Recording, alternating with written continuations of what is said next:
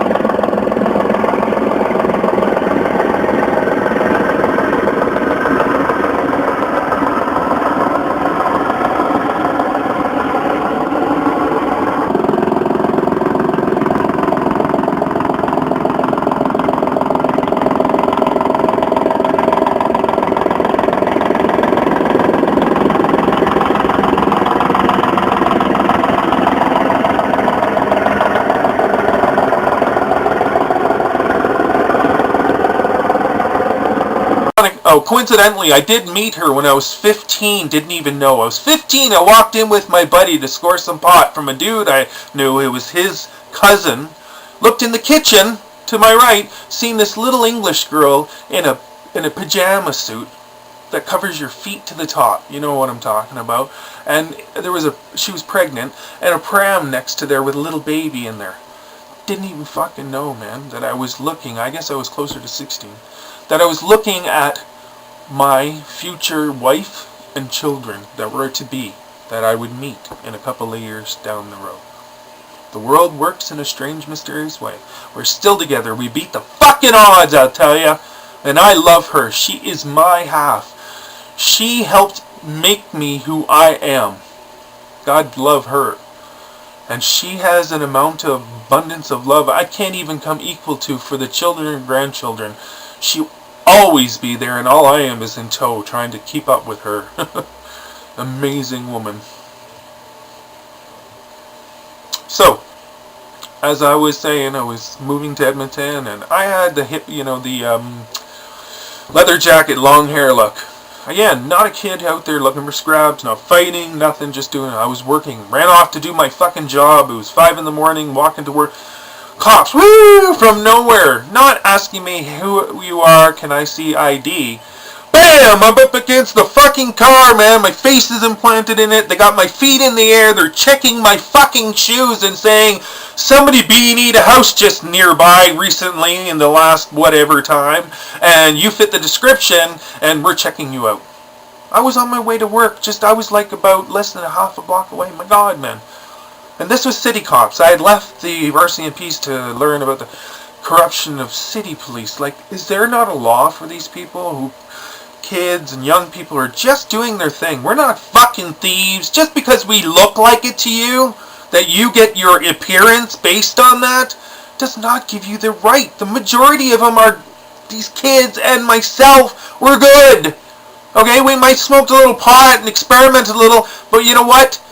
It is your fucking actions that create the difficulties, and you should be arresting by, not based on what these shitheads put, or sorry, I don't mean, that is wrong. These people that have the difficulty of being condemned and hooked in a circle that's fucking impossible almost to get out. Some of them are strong enough to make it out. Anyway, that's a different story. God, strength to all and every one of that people who have to live in that level, and maybe I'm there too. Fuck, who knows? Hypocritical me, man. I'm at least 2 a day, man, or I'm starting to fucking act a little Jonesy myself. Don't smoke cigarettes. Don't enjoy alcohol. It's not my perception. You know, I don't like it. I don't like the feelings that it's a rare and in between. As I grew up as a kid, I just kind of drifted away from the party atmosphere, and some of my buddies just stayed there, who continued for the rest of their lives in that aspect. So, later on, I'm confronted again. I remember trying to do what's right in Calgary. We moved to Calgary, and we had a neighbor. He beat the shit out of his girlfriend, took off. She came beating on our door and that, and we didn't know what to do, so brought her inside and tried to help her and that. She called the police from there. They showed up. They took her over to her place. I walked over there. I was on the stairs. I don't even know why. It's like another cop. I'm starting to... I don't want to put a judgment of all cops being this fucking prick-ass, motherfucking prick-ass way. When you're young, as a kid, they treat you all like a shit.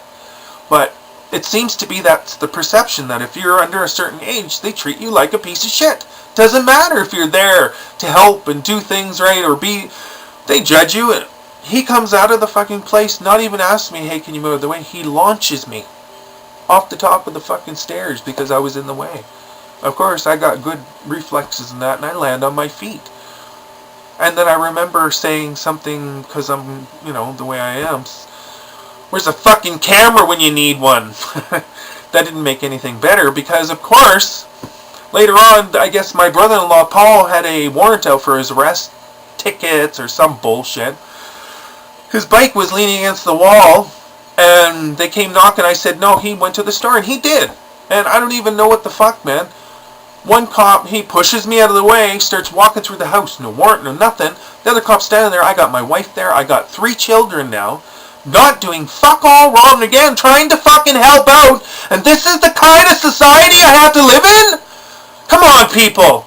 I don't have wealth. And maybe that's why I see these things, okay? I live in above poverty level because I don't live in commerce-ridden existence. I live in a means that I try to spend as much time with my family and children and grandchildren as I can, and live on less commerce existence. We own our own condo. I mean, we are not that bad off now. But at the time we were renting, trying to make life as a kid, making our way up in existence. And these fucking pricks come in and do this. And walk through my house, and I say to the officer, I said, is he allowed to do this? He ignores me. My wife is there. He can't find Paul. He looks through the whole house, finally figures out Paul. He starts to open fucking drawers in my fucking house. He's pulling drawers open. My wife, being the smart ass she is, says, oh, you think that Paul fits in the drawers, do you? Because they're fucking idiots. They're cocksucking pieces of shit. I mean, I was 22, 23. She was 25, 26.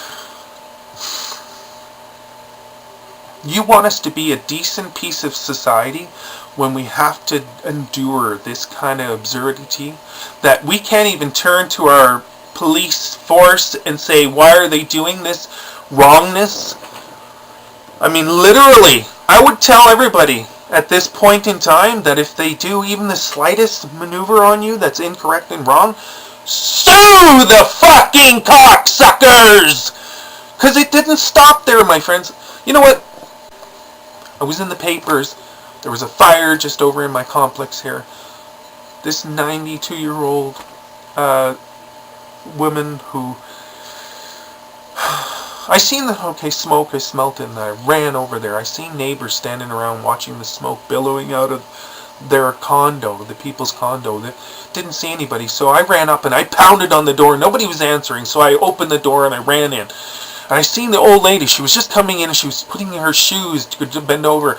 So I helped her out the door and then I ran back up the stairs and I ran inside the smoke and I crawled in and I was screaming for the kids, because I was afraid. All I could think of was, what if the kids didn't make it to school? What if they're sick to flu? So I had to check. So I fucking looked as best I could and I'm gagging and choking and then I went down the stairs and then I ran out the door and I grabbed a hose and then I started to pour the hose in full pressure in, which was almost nothing, on the fucking flames licking out of the master bedroom.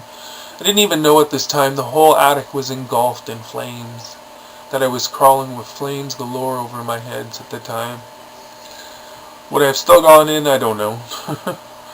I don't know. I wasn't thinking about anything. I just... reacting to the situation that I would hope every fucking neighbor out there would do, man, if my house is on fire, man. Beat on my fucking door! Don't stand there with a fucking camera taking pictures. Jeez, people! So, when I was helping the old lady and moving her away from the house, the reporters had showed up there and they managed to get me on the video and that. So I was in the papers and I had a bit of it on the news and I had my 2 minutes of fame that you would call. And I don't think I'm any different than anybody else out there. But I do question when I come around the corner and I see a handful of people who I love, who I've known around this neighborhood for so long. And they're just standing there and they're doing nothing. I'll edit this out.